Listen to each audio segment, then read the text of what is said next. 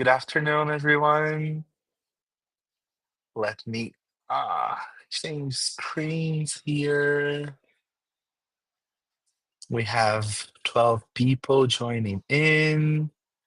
Thank you very much for being here with me today. It's Black Friday, so it tends to be a busy day, right? While we wait for people to join in, tell me a little bit about you, where you're from, what's your teaching context here in the chat box. I'm gonna be um, reading your comments here.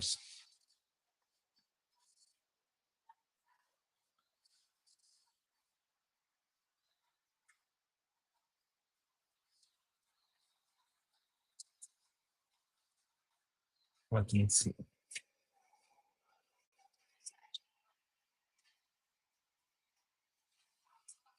So while you write, I'm going to give you an overview of what we're going to be talking about today. We're going to be discussing how uh, AI can improve the way we plan our lessons, as well as the pros and cons of using artificial intelligence to do so. So, um, and try to strike a balance between artificial intelligence and our own expertise as English teachers. So, Ana Paula, she teaches high school in business English for executives. Nice to meet you, Ana. Thank you very much for being here. Erica is here from São Paulo. I'm from São Paulo too. Colégio Delta in Santana. I worked in Santana for some years in my life, so I know the area. David is from Bolivia. Hello. Edna is from Curitiba. Nice, nice. I'm so glad to have you all here with me. So let's get started, right?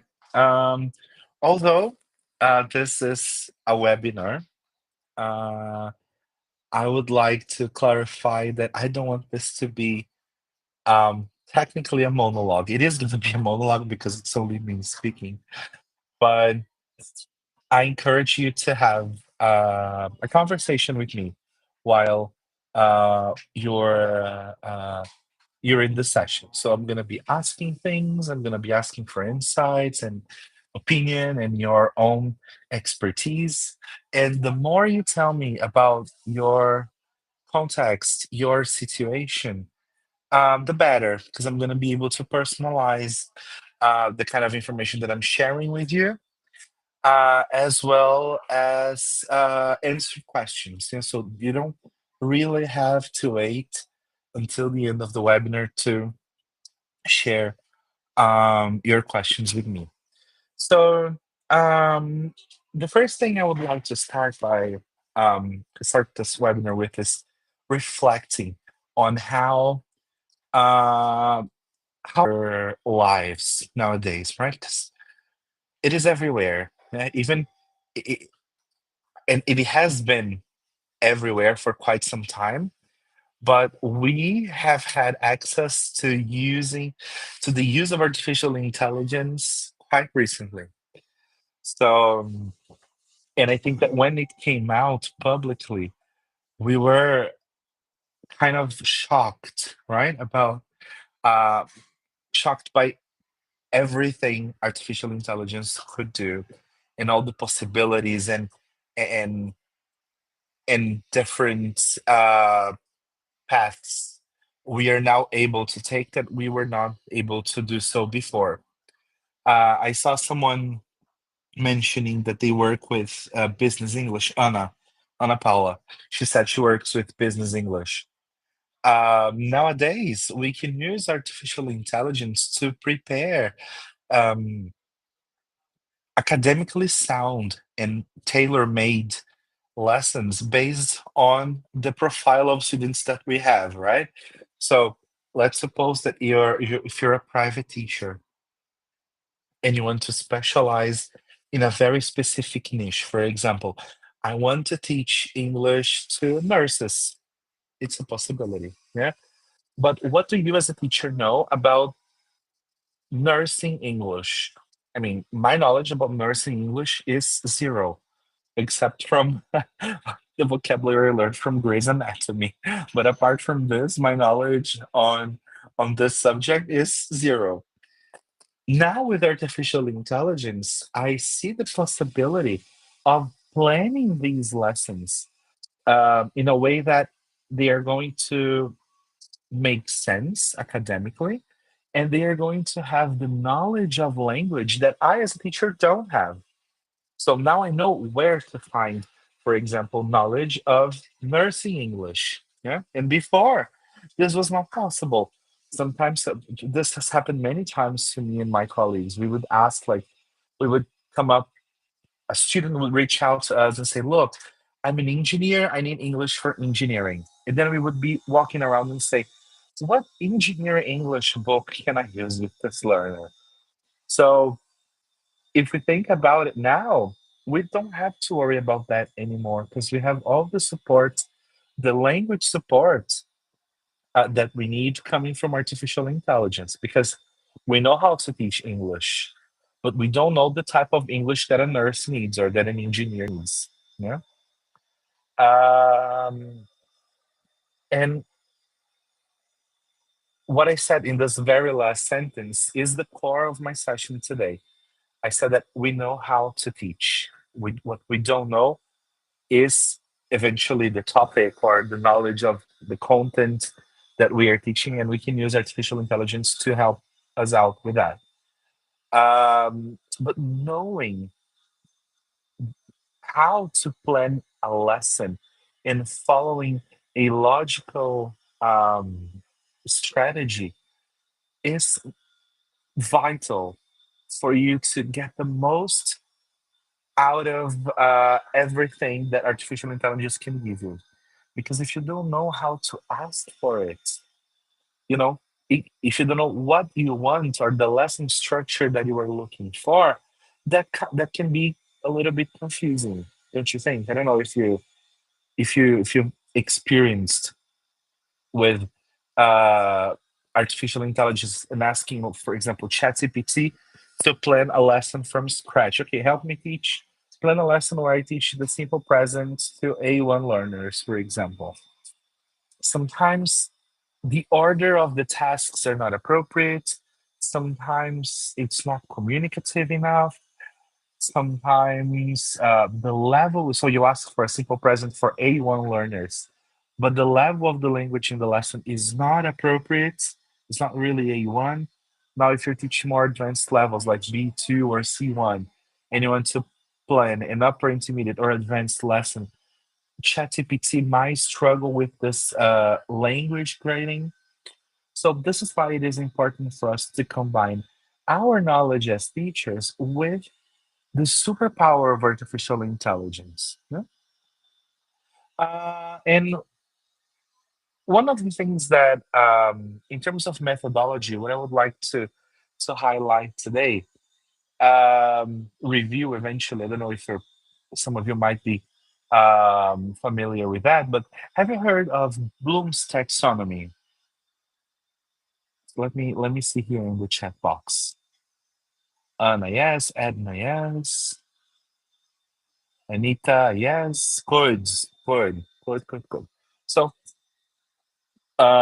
in case you don't know what Bloom's taxonomy is, I'm going to give you a quick overview and how it impacts the way our learners learn, um, process, and produce language. Yeah. So, um, Bloom's taxonomy works like a pyramid, right? So what we have here as in the stages, we have the following. Uh, the ones at the bottom, they are what we call lower order thinking skills.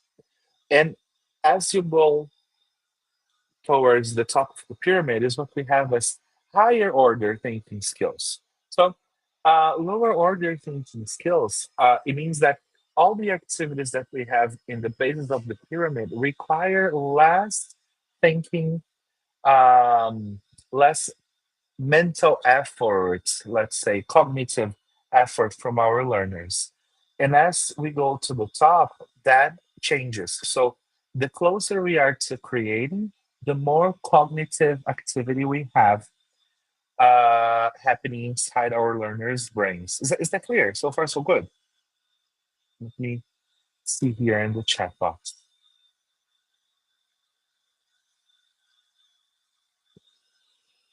Okay, so far, so good. All right. So um, then we have what is really interesting about Bloom's taxonomy is when we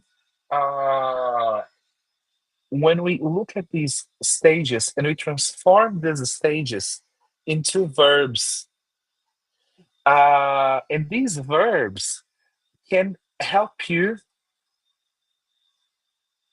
choose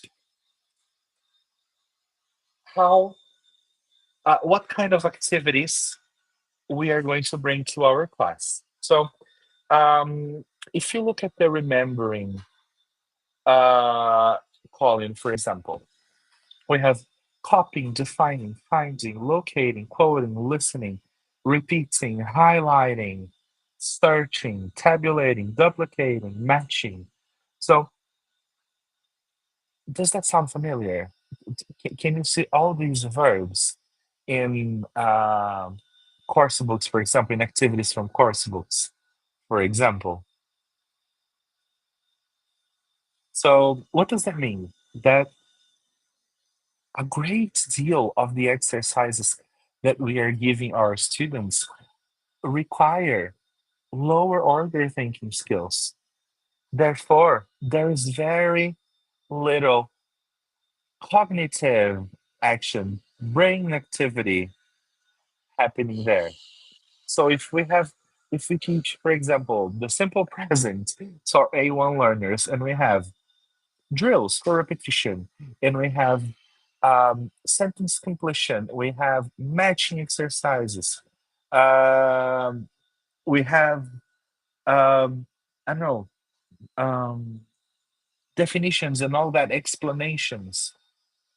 Everything that we are doing in our class is only in the remembering column. And I'm not saying that we shouldn't do that, but I'm saying that our lessons should progress from the bottom to the top of the pyramid. Yeah?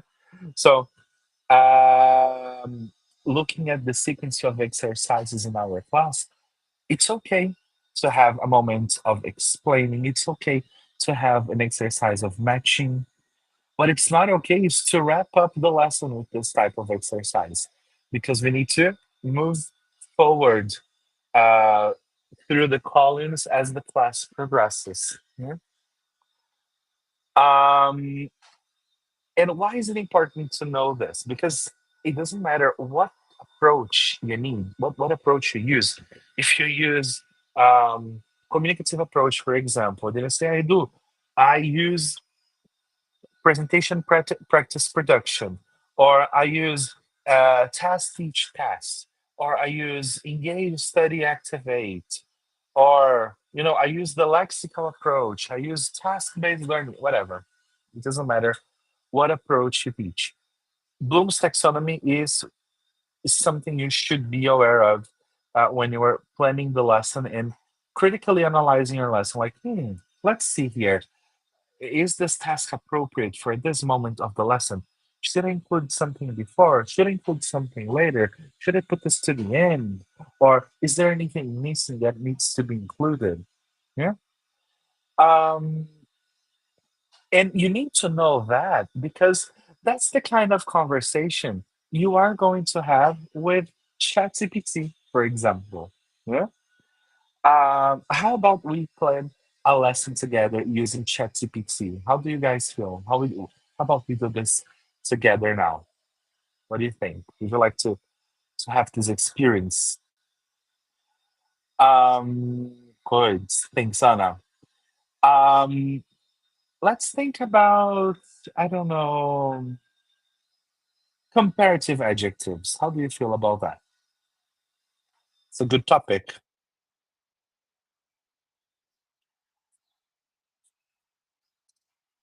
Okay, wonderful.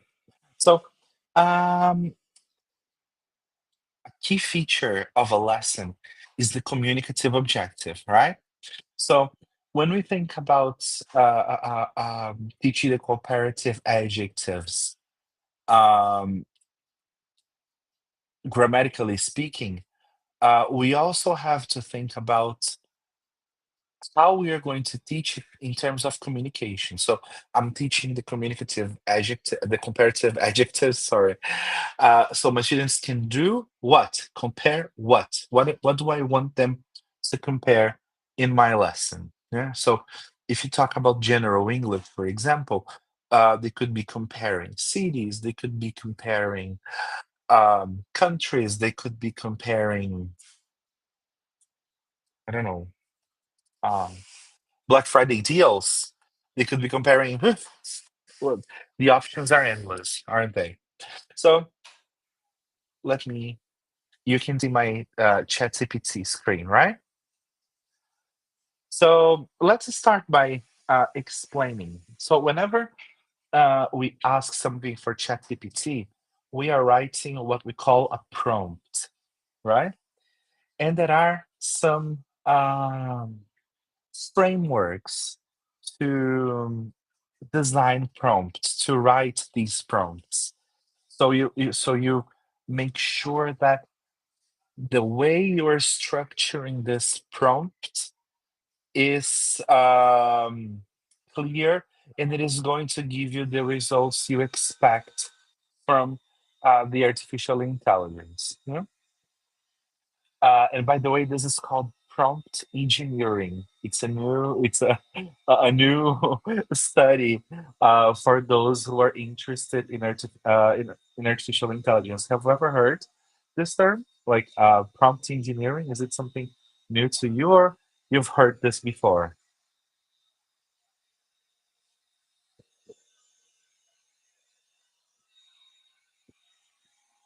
Okay, let me see. Some people are typing here in the chat box. Yeah. And the thing about artificial intelligence and prompt engineering is that everything is so recent that we're discovering on the go, right? We're discovering as we go. What I'm going to share with you is a very simple framework for a prompt. It's called tag. Yeah. Um, the tag framework is based in three sentences, three starters. It starts with create a, and then you complete, act as a, and then you complete, and the goal is to, and then you complete again. So create a communicative lesson about comparative adjectives for A2 learners of general English. Act as an experienced TEFL or an experienced TEFL professional. And the last one, which is the goal is to, we go. The goal is to provide communicative opportunities and make sure the learners produce the language within a clear communicative context. So this is a complete prompt, right? And sometimes what we do when we are thinking about artificial intelligence is we just ask the chat for something like do this, do that. It works, but if you want more refined options, That's what you need. Let's see what we have. So here, what we have the whole lesson planned out. Let's see how that goes. So the title of the lesson is Comparing My World. It's going to last for 60 minutes. And the language focus. Students will practice using comparative adjectives in the context of making comparisons. Students will improve their speaking and listening skills through communicative activities. And then students will use comparative adjectives to describe and compare aspects of their own lives, surroundings, and preferences. I can say, although the chat is still writing the lesson, I can tell you that I don't like this already because I think the context is like not really clear for me. Yeah, I would like to have a more specific objective, like have students comparing, if you teach teenagers, for example, have students comparing social media websites or having students comparing games that they play online. Yeah. And then what do? I start having this conversation with ChatGPT. Yeah. Say, and then you just reply, I'm not sure. That's what I'm looking for. I would like a clear context, a clear real life context in which my teenage students are going to use the comparative form. If you're teaching, for example, lawyers or doctors, and you don't know which context they might be using that, you can ask ChatGPT to list what possible contexts it might require this type of language for them. Let's do that with teenagers. Before you replan the lesson, give me a list of possible contexts that are appealing to this age. Let's see what is it going to come up with.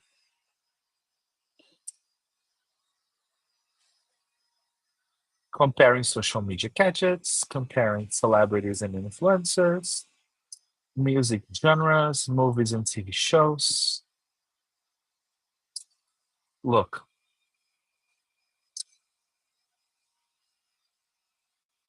look at all the options. So much, right? To to choose from. Isn't it? Isn't it super cool? So let's see. Which one of these items do you think would be relevant to teenagers? Which one would you like to experiment here with?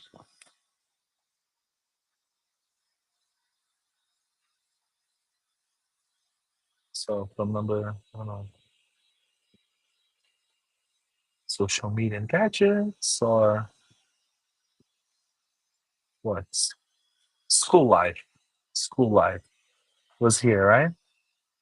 At the bottom saying, okay, comparing subjects or school activities. Good. So let's focus on school life.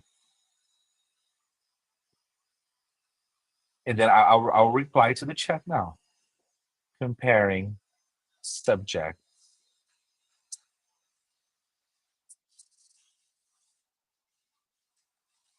Now, when you replan the lesson, consider Bloom's taxonomy,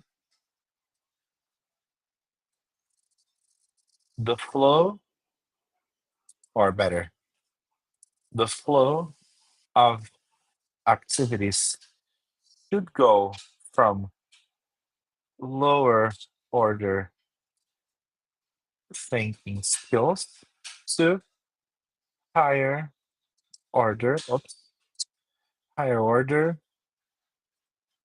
thinking skills. So look, here I'm making things a little bit more complex for chat. Yeah, let's see how that goes.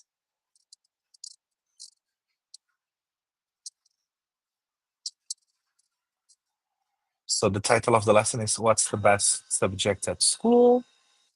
Students will use comparative adjectives to compare school subjects. That already looks a lot better for me. Yeah. The cognitive goal is students will progress through Bloom's taxonomy by understanding, applying, analyzing, creating using comparative structures. So far, it looks promising, doesn't it? Let's see how it goes here. So materials we're going to need, and let's see the lesson. So it's going to start by introducing and familiarizing students with comparative adjectives and their rules. So the activity one, show a list of school subjects and adjectives. Which subjects do you like or dislike? Which is harder, math or English?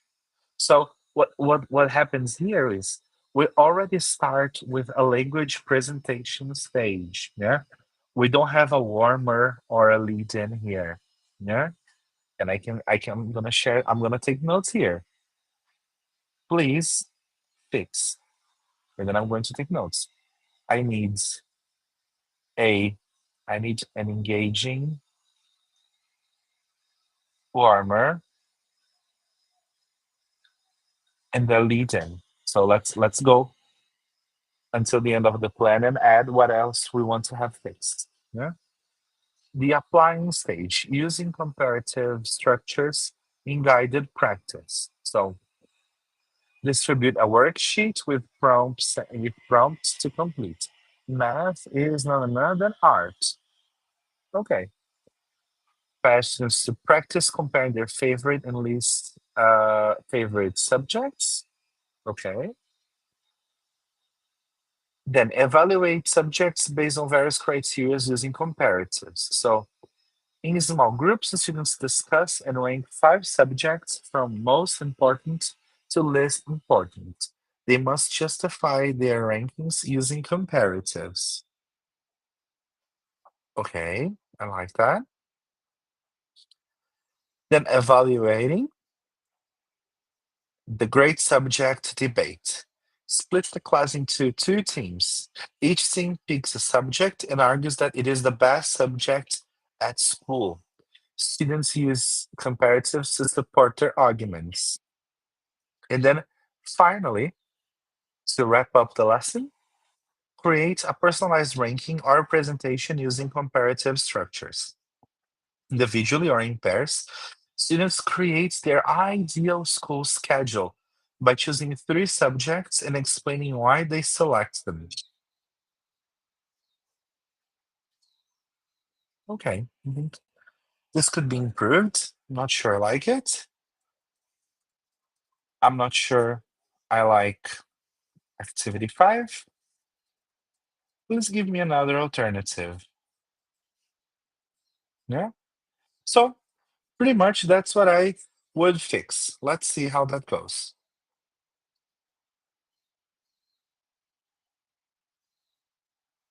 So we have a warmer. Which subject am I? This is super interesting.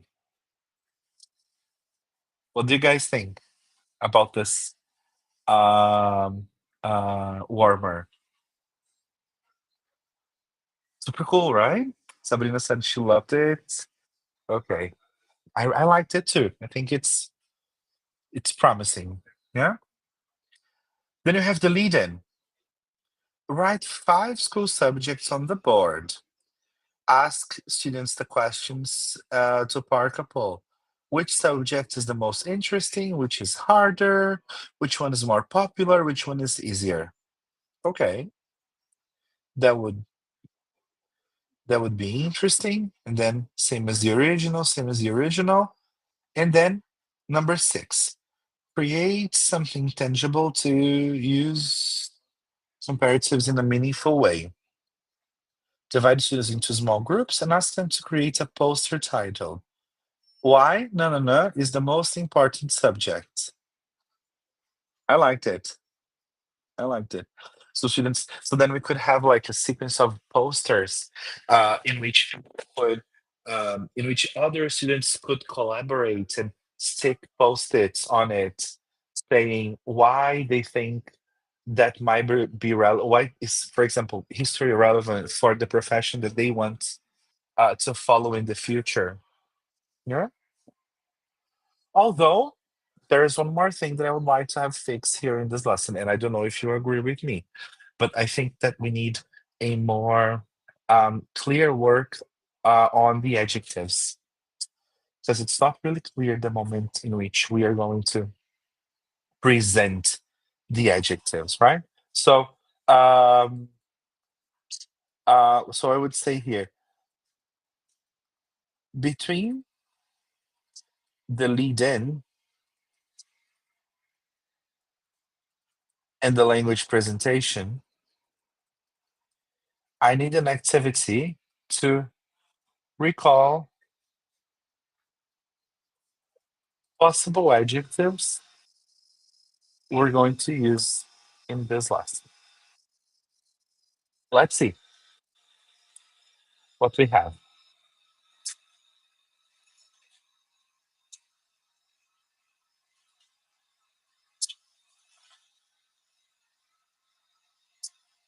So here, it's just a brainstorming. What adjectives can describe each subject? I like that. I like that. And then you say, I like that. Can you give me the final plan, please? And then what we have is everything we have discussed, all the changes we asked the chat to make. Now we have the final lesson plan.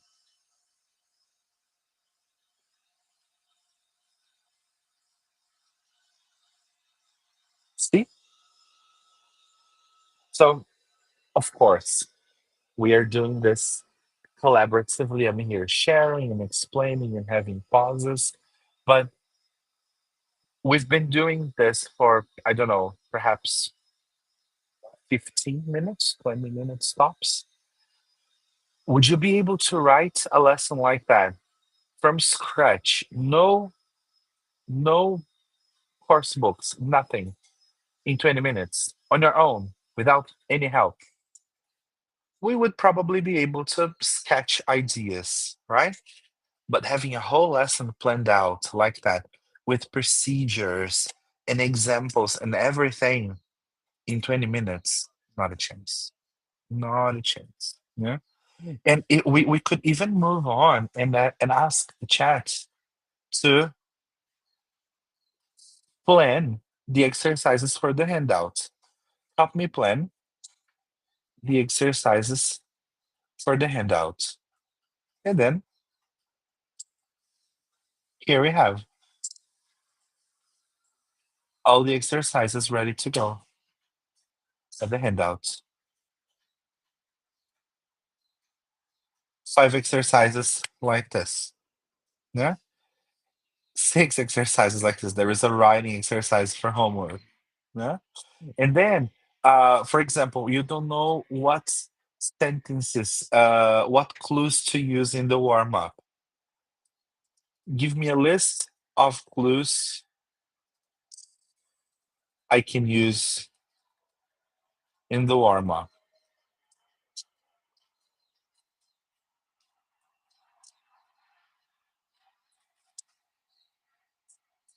There you go. The whole lesson is planned out. How do you guys feel about it? How are you? What are your thoughts after this intensive planning with artificial intelligence? Anita posted, wow. Ana Paula is amazed. Nice, nice, nice. What else do you have here? Some more people are sharing their thoughts.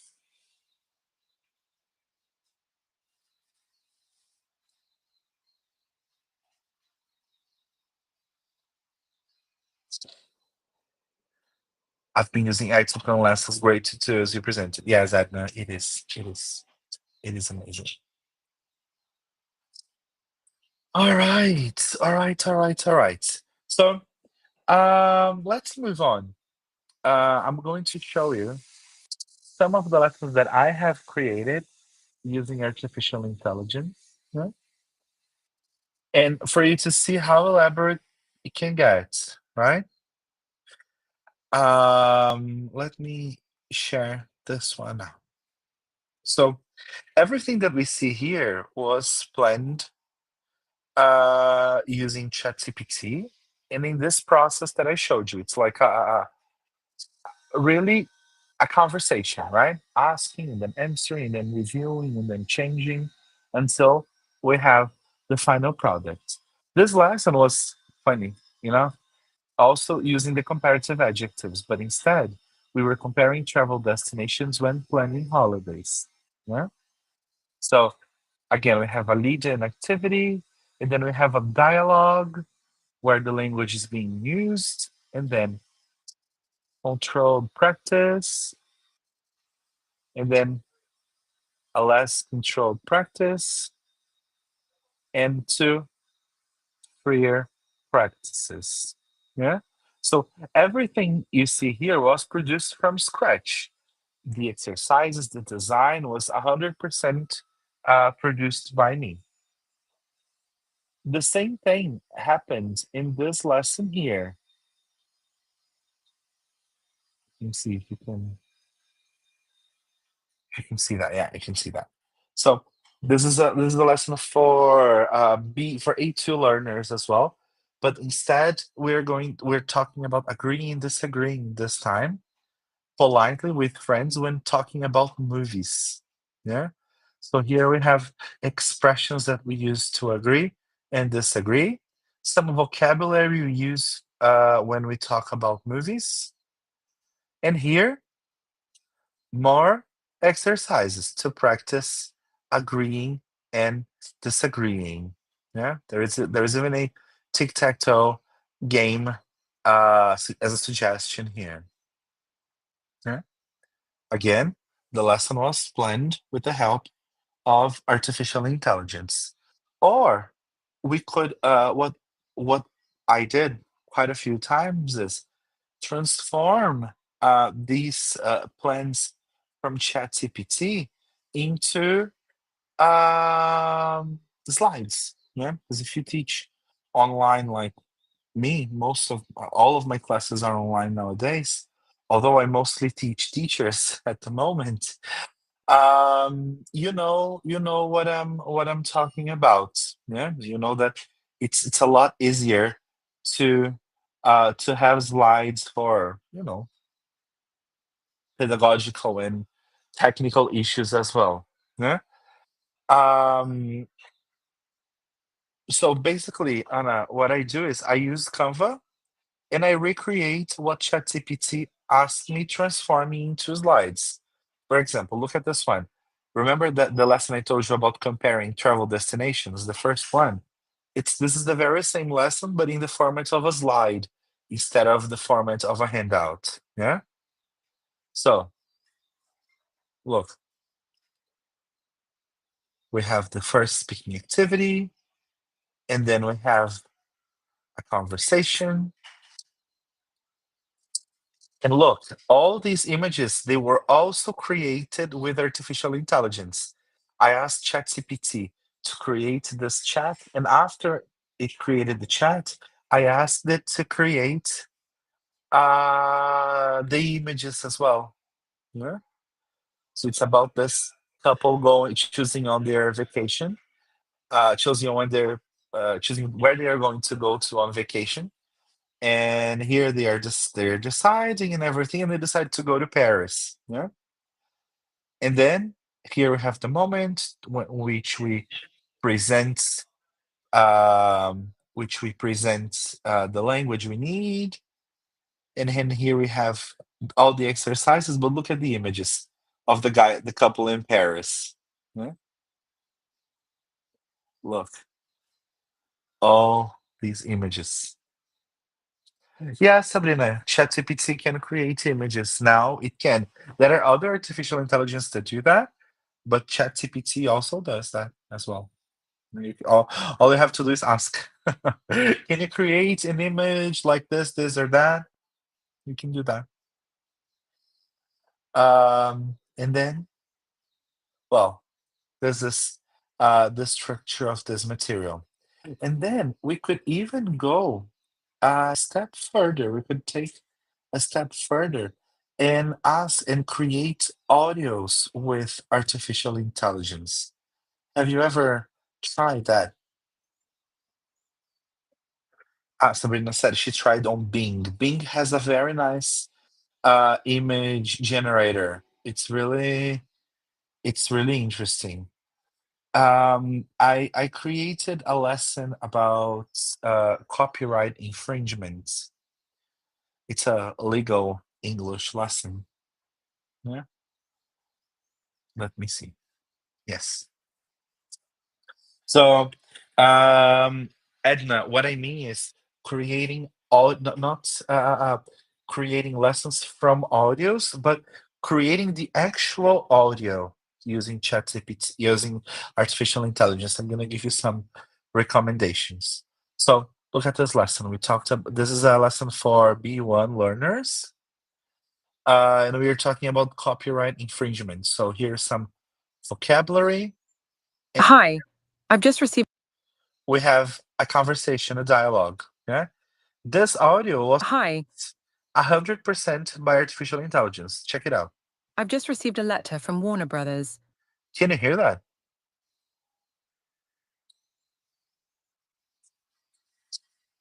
Okay, wonderful. So let me play a little bit of the audio so you can see the quality of this material. Hi, I've just received a letter from Warner Brothers. They're saying I've done something wrong, but I'm not sure what this is about. Can you help me? Of course. Let me take a look. It looks like they are accusing you of copyright infringement. Copyright infringement. What does that mean? Copyright infringement is when someone uses a work that is protected by copyright without permission. In this case, you used a Harry Potter picture, which belongs to Warner Brothers, on one of your products. Oh, I didn't know that was a problem. I thought it was fine because it's just a picture. I understand. But the author or creator of a work, in this case Warner Brothers, has the rights to control how that work is used. When you printed the picture, it was a form of distribution, and you need a license or agreement to do that. So, what can I do now? First, we need to understand if you The level of the quality of the audio is amazing, isn't it? Intonation and pace. It sounds so natural. You would never guess. I mean, there are some moments you say, I perhaps would have said this differently. But overall, I mean, it is quite okay, isn't it? So, and then as the lesson progresses, Hi, I've same just thing. received a letter from Warner. Another exercise, but now a true or false. It's a sequencing exercise, Hi, I've just received a letter from and Warner then Brothers. another another listening exercise here. And again, the pictures are also designed by artificial intelligence. Yeah?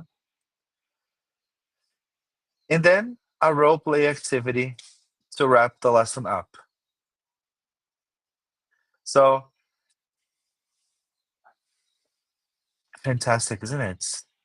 Like the possibilities are endless of everything we can do with artificial intelligence nowadays. It's just like the sky really really is the limit. Yeah. So far so good here. Have you guys got any questions or anything you would like to add to this discussion, or comments or concerns, anything?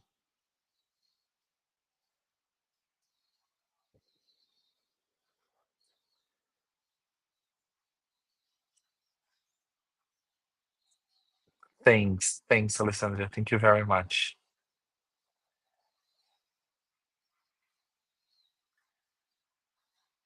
Um, so to wrap up, I'm going to show you um, three features that I really like.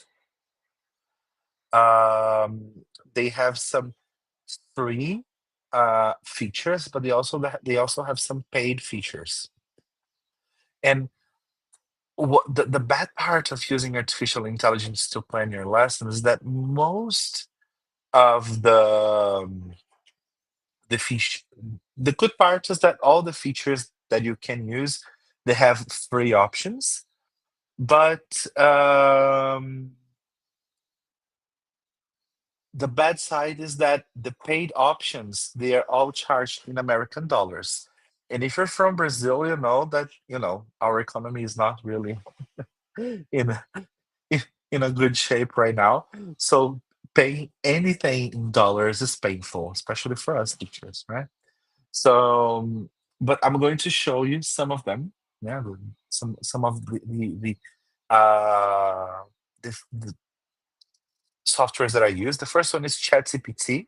So there is a free version that you can use. I'm not sure that you can create images using the free version, but there is the paid version. My recommendation is that try things out with the free version. If you see the potential in this, if you see that, it is something that you can really incorporate in your life and it's really going to make your life easier and better, um, then go for the paid version. Yeah, and this piece of advice goes to all the other softwares I'm going to share with you today. Yeah. The second one of them is what Edna recommended here in the chat box, is what we call Twee.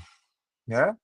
So Twee is very interesting. You can create many types of activities, many different tasks using Twee. You can even copy and paste videos from YouTube and create lessons using videos from YouTube. So this artificial intelligence is going to give you activities that go with that lesson, with that video, sorry. Yeah. And then, I mean, the options are endless. You can produce reading, writing, listening, grammar exercises. So it's absolutely worth checking it out. And last but not least, we have 11 Labs, which is the AI audio generator. So the free version allows you to create sentences, like sentences in small paragraphs, I think up to 500 characters. And you can create this audio and download. Yeah. Now, if you want to create something more elaborate, like dialogues or longer passages, then you would need the paid version. Yeah. So these are the three features I use the most uh, in terms of artificial intelligence. I've been using combining these three features, and as I said, the use of these features combined with our expertise as teachers can really transform the way we play, the way we um, plan our lessons. So, just recalling the three websites. The first one is ChatGPT. It's the one that we use to plan the lesson. It's ChatGPT. The second one is TWEE.com. And the third one for the audio is called 11 Labs. The number 11 Labs. Labs. Yeah. And I think, we teachers, we work a lot. Our schedule is insane. If unfortunately, if we want to make ends meet and have a nice income, the amount of hours we need to teach is not low. Yeah. And now we have artificial intelligence on our side. As somebody said here in the chat box, we actually have an assistant who actually works. Yeah. So I hope that my session today has been insightful to you. I hope that you can um, start experimenting with all these tools that I presented. And, this is just the beginning. This is just the beginning. I've been working with artificial intelligence for a while now. And I can tell you that you the more you use it, the better you get at it. It's like that saying, practice makes perfect. Yeah. Um, I haven't had time to do that. So if in a different context, I would have shared the link with you here. But I'm going to download the PDFs for all these lessons that I showed you that I created and put them in a Google Drive folder so you can have access to it. Yeah. But for me to reach out to you, I'm gonna ask you a favor. If you're interested in receiving this link with these lessons, these PDFs, send me a message on Instagram. Yeah. I don't know if you all follow me on Instagram, but if you don't, it's a great opportunity. My Instagram is at Edu de Freitas ELT. Edu de Freitas ELT. So um, send me a message saying, hey, I was at the Disal webinar and I would like to have the link. Yeah? So I'm going to work on this over the weekend. And as soon as I have the link, I'm going to send a message to you on Instagram for you to have access and download everything. Okay? So before we wrap up, have you guys got any questions? Anita, I'm going to share my email here with you um, in case you don't have an Instagram account. You send me an email, but the amount of emails I receive is super high. So in case I don't reply to you, please send me a reminder. Say, hey, Edu, did you see my email? Yeah, and I'll do so. But Instagram is more dynamic and it's easier for me to get in touch with you. Okie dokie. Guys, thank you very much for being here with me today to, taking 1 hour of your Friday and attending my session. I hope this was worth it. Thank you, Giselle, for the invitation once again.